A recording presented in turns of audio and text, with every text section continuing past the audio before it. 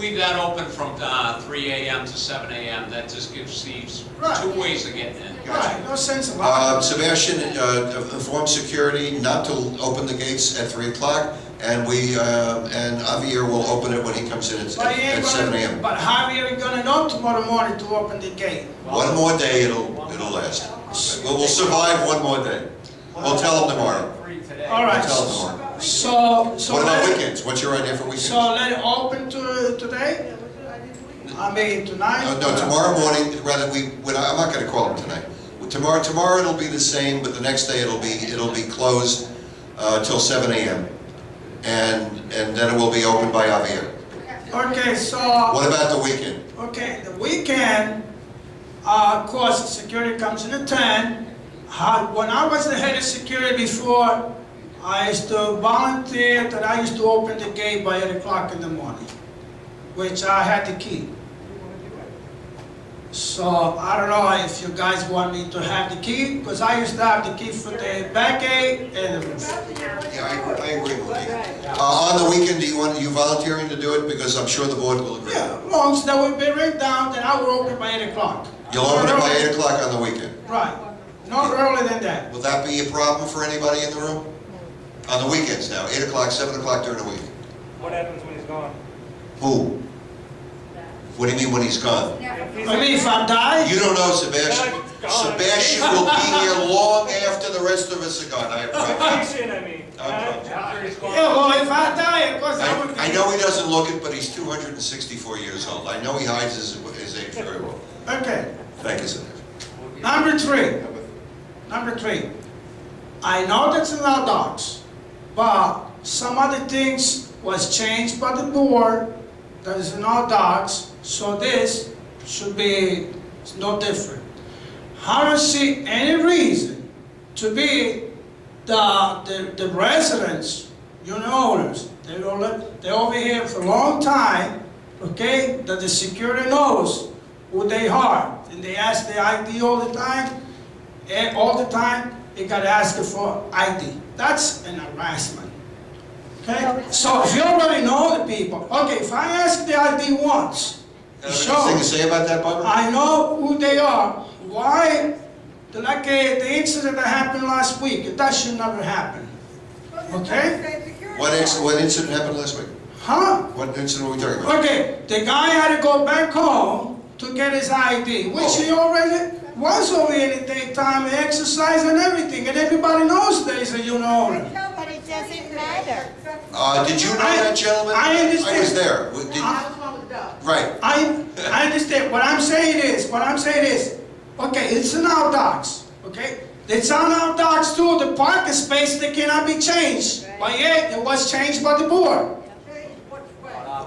Change the number? No, not change the number, that if I want somebody parked in my spot, I'm gonna be a park in my spot, okay? But our docs, it says that the parking spot, they cannot be changed to somebody else. So, if... You mean somebody can't give their parking space to somebody else? Is that what you're saying? Right.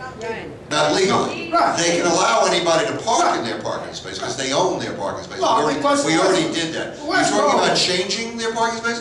Is there any rule that if two people decide that are owners to swap parking space, is there any rule about that anybody knows? No. You're not supposed to do it, but you can. Okay. You're allowing somebody to use your spot, but you should never use anyone's spot unless you have permission from. Right, that's what I'm saying. But that was... What I'm saying is there any law, any rule that stops any two people that live here from swapping spots? No. Yes. You're saying yes, Lori says no. They're responding to you. They're Right. responding to you. For, But I mean, I forget the language, but they cannot swap them to get the dots. it's deeded. Their spot is deeded to you. Right. So you can't change the spot because it's deeded, good reason. Park in it, but you can't swap with somebody. No. No, it's not. No, it's It's not. not. Well, Okay. effectively it might. I get your point.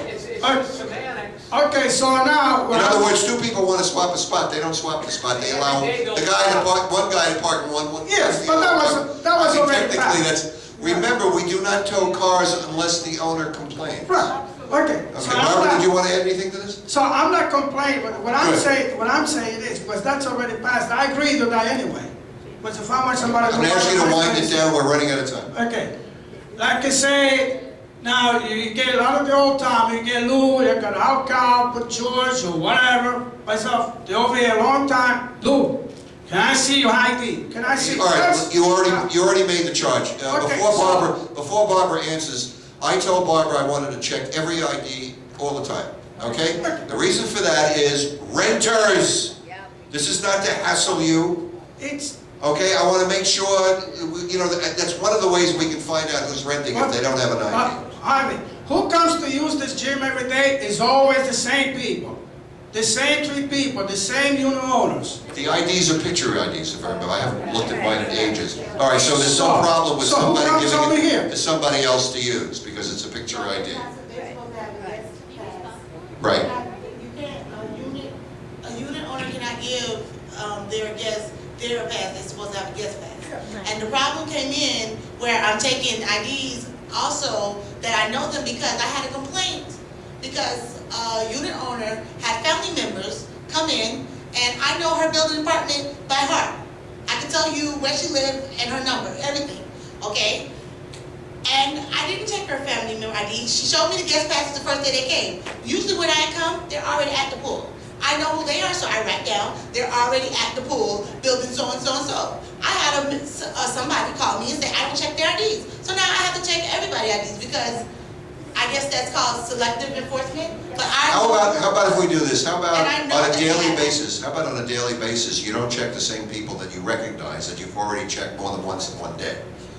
Would that be an improvement? that's fine by me because I know, I can tell you. But the guest pass, the guests must be asked all the time. Yeah. Okay, does that meet with your approval, board member in charge of security? Okay, don't ask the same person twice if you recognize them and you know who they are. But I still want you to ask even people, you're supposed to carry your ID.